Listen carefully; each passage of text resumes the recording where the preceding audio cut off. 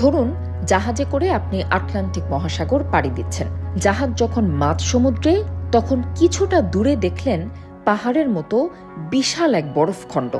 ভাসমান বরফখণ্ডটি ছিল মূলত একটি হিমশৈল, যা হিমবাহের বিশাল আকার বরফের অংশ ভেঙে সমুদ্রের পানিতে এসে পড়েছে এবং সমুদ্রের পানিতেই তা ভাসতে থাকে। সমুদ্রে ভাসমান এবং গতিশীল বিশাল আকার বরফের স্তূপকেই বলা হয় হিমশৈল। হিমশৈল সাধারণত মিষ্টি পানিতে তৈরি হয়। এটি প্রাকৃতিক একটি বিষয় যা পৃথিবীর শীতল অঞ্চলগুলোর পরিবেশ এবং বাস্তুতন্ত্রের গুরুত্বপূর্ণ একটি অংশ হয়ে দাঁড়িয়েছে।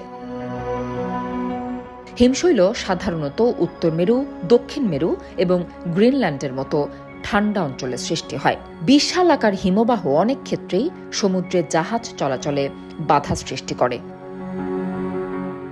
1912 সালে সাউদাম্পটন থেকে নিউ ইয়র্ক যাচ্ছিল টাইটানিক জাহাজ। পথিমধ্যে উত্তর আটলান্টিক মহাসাগরে একটি বিশাল আকার হিমশৈলের সঙ্গে ধাক্কা লেগে মহাসাগরের গভীরে ডুবে গিয়েছিল সেই সময়ের বিলাসবহুল জাহাজ টাইটানিক। হিমশৈলের মোট ভরের মাত্র 10% থাকে পানির উপরে, বাকি 90% থাকে পানির নিচে, যা সাধারণ চোখে দেখা যায় না। তুষারপাতের কারণে হিমবাহে বরফ জমতে থাকে এবং সময়ের সঙ্গে সঙ্গে চাপের ফলে বরফের ঘনত্ব বাড়ে। অবশেষে বরফের একটি অংশ ভেঙে হিমশৈলে রূপান্তরিত হয় এবং পানিতে ভেসে যায়। এই প্রক্রিয়াকে বলা হয় ক্যালভিং। বর্তমানে পৃথিবীর সবচেয়ে বড় হিমশৈলটির নাম A76, যা 2021 সালে অ্যান্টার্কটিকার রোনে আইস শেলফ থেকে বিচ্ছিন্ন হয়েছিল। এর আয়তন প্রায় 4320 বর্গ কিলোমিটার, যা যুক্তরাষ্ট্রের লস অ্যাঞ্জেলেসে শহরের দ্বিগুণ। এই হিমশৈলটি দক্ষিণ আটলান্টিক মহাসাগরে ভেসে বেড়াচ্ছে। এর দৈর্ঘ্য এবং প্রস্থ যথাক্রমে প্রায় 170 কিলোমিটার এবং 25 কিলোমিটার। হিমশৈলের আকার ও আকৃতি সাধারণত এক এক রকম হয়ে থাকে। কিছু হিমশৈল টেবিলের মতো সমতল, আবার কিছু পিরামিড বা পাহাড়ের মতো খাড়া। আকার এবং গঠন নির্ভর করে এর উৎপত্তি স্থল এবং পরিবেশগত অবস্থার উপর।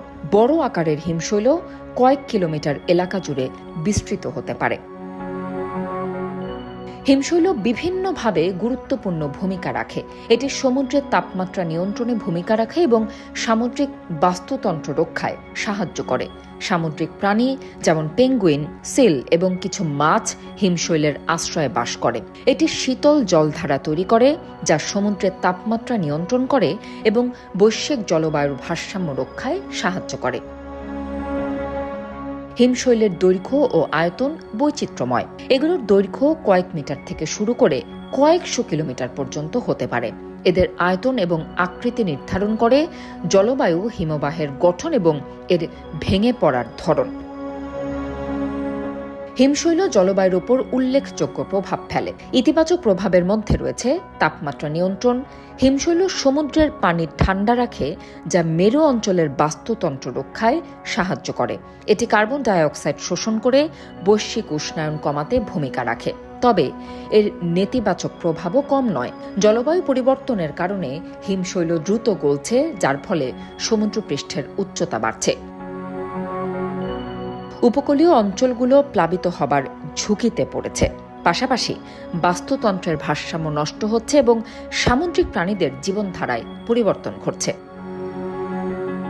জলবায়ু পরিবর্তনের কারণে হিমশৈল দ্রুত গলছে। এই প্রক্রিয়ার ফলে সমুদ্রপৃষ্ঠের উচ্চতা বৃদ্ধি পাচ্ছে, যা বাংলাদেশের মতো নিম্নাঞ্চলীয় দেশগুলোতে সরাসরি প্রভাব ফেলছে। উপকূলীয় অঞ্চলগুলো লবণাক্ত পানির দ্বারা আক্রান্ত হচ্ছে, কৃষি ও জীবিকা ক্ষতিগ্রস্ত হচ্ছে এবং মানুষকে নতুন করে বাস্তুচ্যুত হতে বাধ্য করছে।